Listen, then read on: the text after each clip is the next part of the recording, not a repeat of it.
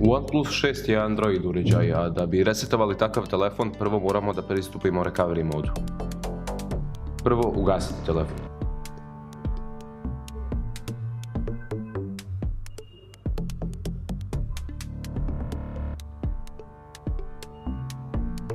Kada je telefon ugašen, držite tipku za zaključavanje i tipku za smanjivanje zvuka.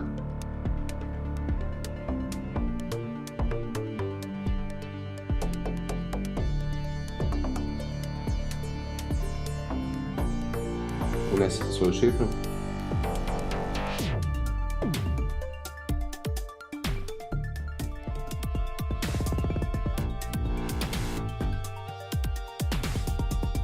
Tipkom za smanjivanje zvuka idite na jezik. Idite Wipe Data and Cache.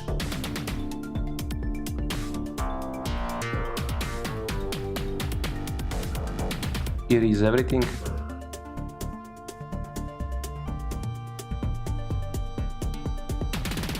Yes.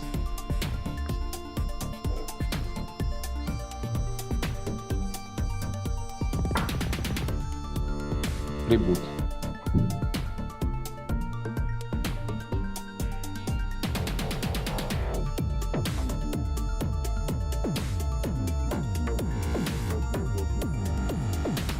Uspješno smo resetovali OnePlus 6.